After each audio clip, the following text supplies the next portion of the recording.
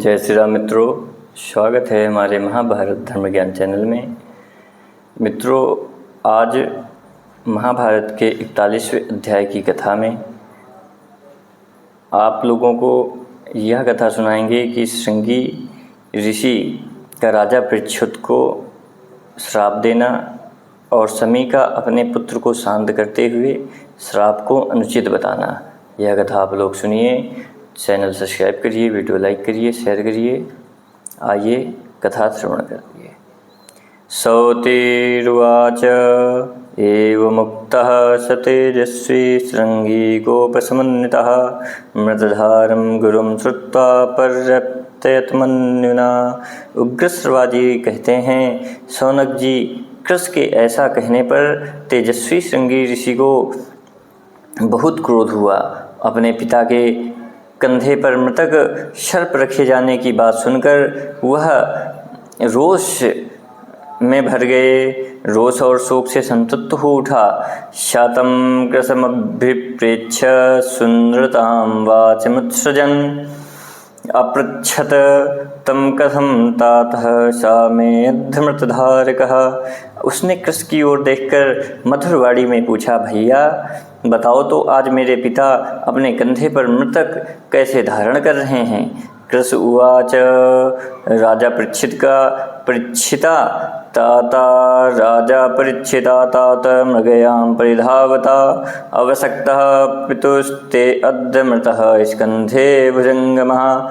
कृष्ण ने कहा, तात आज राजा परीक्षित अपने शिकार के पीछे दौड़ते हुए आए थे। उन्होंने तुम्हारे पिता के कंधे पर मृतक सांप रख दिया है। श्रृंगी उवाच किं मे पित्रा कृतं तस्य राज्ञो अनिष्टं दुरात्मनः ब्रूहि तत् कृष तत्त्वेन पश्य मे तपसो बलम। श्रृंगी बोला, कृष ठीक ठीक बताओ, मेरे पिता ने उस दुरात्मा राजा का क्या अपराध किया था, फिर मेरी तपस्या का बल देखना। कृष उवाच राजा स राजा मृगयां यातः परीक्षिदभिमन्युजः ससार मृगमेकाकी विद्धुना बाणेन शीघ्रगं न चापश्यन् मृगं राजा चरंस्तस्मिन् वहामने पितरं ते स दृष्ट्वयो प्रपृच्छन् छानभिभाषिणम्।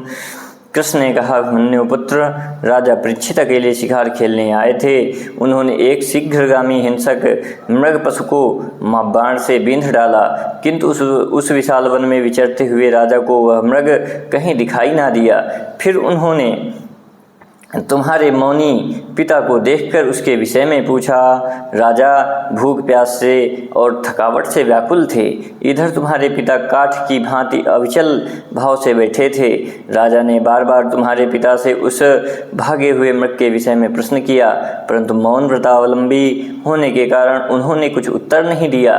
तब राजा ने धनुष की नोक से एक मरा हुआ सांप तुम्हारे पिता के ऊपर डाल दिया। तो श्रृंगिस्त्वं पिता सोऽपि तथैवास्ते यतव्रतः सोऽपि राजस्वनगरं प्रस्थितो गजसाह्यं। श्रृंगिन, संयम पूर्वक व्रत का पालन करने वाले तुम्हारे पिता अभी उसी अवस्था में बैठे हैं और वे राजा परीक्षित अपनी राजधानी हस्तिनापुर को चले गए हैं। सौतिरुवाच श्रुत्वैव मृषि पुत्रस्तु शवं कंधे प्रतिष्ठितं कोपसंरक्तनयनः प्रज्वलन्युमन्युना। उग्रश्रवाजी कहते हैं, सौनक जी, इस प्रकार अपने पिता के कंधे पर मृतक सर्प के रखे जाने का समाचार सुनकर ऋषि कुमार श्रृंगी क्रोध से जल उठा और कोप से उसकी आंखें लाल लाल हो गईं। अविष्टः सही कोपेन ससाप नृपन्ति तदा वायुर्पस्य प्रस्य तेजस्वी क्रोध वेग बलात्कृतः।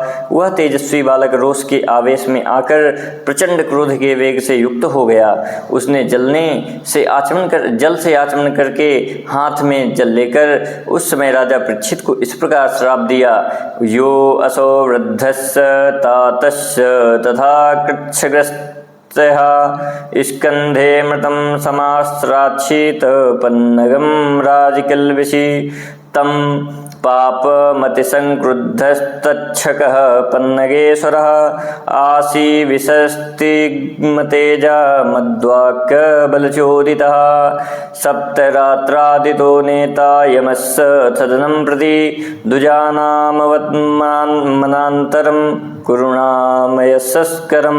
श्रृंगी बोला, जिस पापमा नरेश ने वैसे धर्म संकट में पड़े हुए मेरे बूढ़े पिता के कंधे पर मरा सांप रख दिया है। ब्राह्मणों का अपमान करने वाले उस कुरुकुल कलंक पापी परीक्षित को आज से 7 दिन 7 रात के बाद प्रचंड तेजस्वी पन्नगोत्तम तक्षक नामक विषैला नाग अत्यंत कोप में भरकर मेरे वाक्य बल से प्रेरित हो यमलोक पहुंचा देगा।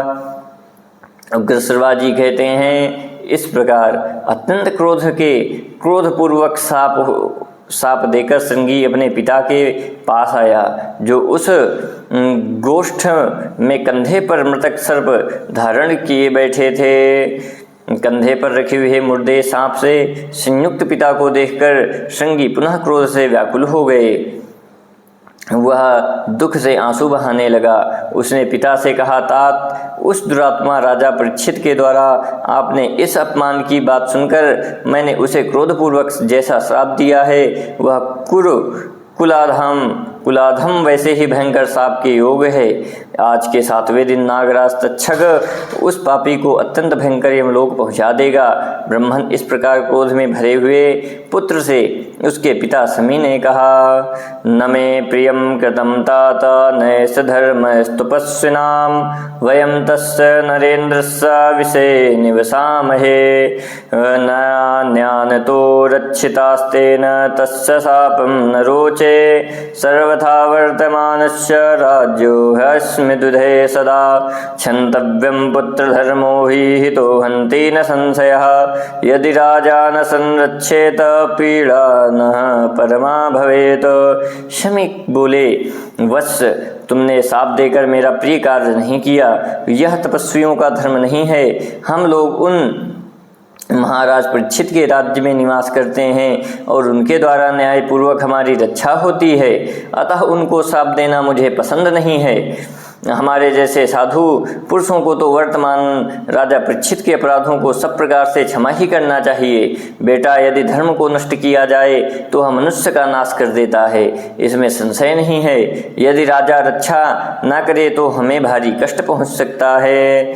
पुत्र, हम राजा के बिना सुखपूर्वक धर्म का अनुष्ठान नहीं कर सकते। तात, धर्म पर दृष्टि रखने वाले राजाओं के द्वारा सुरक्षित होकर हम अधिक से अधिक धर्म का आचरण कर पाते हैं, अतः हमारे पुण्य कर्मों में धर्मतः उनका भी भाग है। इसलिए वर्तमान राजा परीक्षित के अपराध को तो क्षमा ही कर देना चाहिए। परीक्षित विशेषेण यत्यास्य प्रपितामह रक्षतस्मास्तथा राज्ञा रक्षितव्याः प्रजा विभो। परीक्षित जो विशेष रूप से अपने प्रपितामह युधिष्ठिर आदि की भांति हमारी रक्षा करते हैं, शक्तिशाली पुत्र प्रत्येक राजा को इसी प्रकार प्रजा की रक्षा करनी चाहिए। वे आज भूखे और थके मांदे यहाँ आए थे।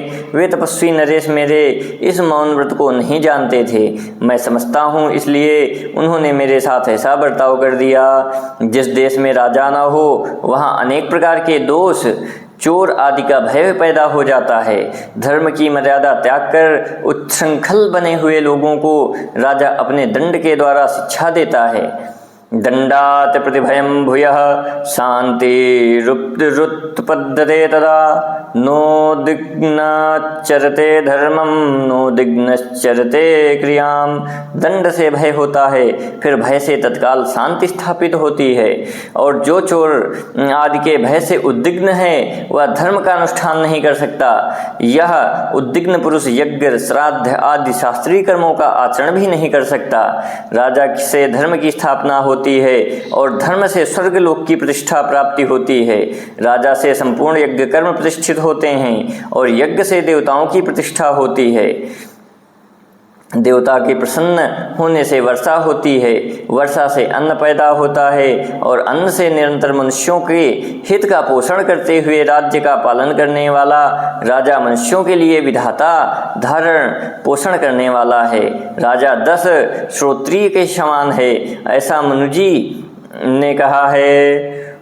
ने कहा है। तनेः तेनेः क्षुदितेनाद्ध श्रान्ते न च तपस्विना अजानता कृतं मन्ये व्रत में तदमिदं मम। वे तपस्वी राजा यहाँ भूख प्यास से और थके मांदे आए थे। उन्होंने मेरे इस मौन व्रत का पता नहीं था, इसलिए मेरे न बोलने से रुष्ट होकर उन्होंने ऐसा किया।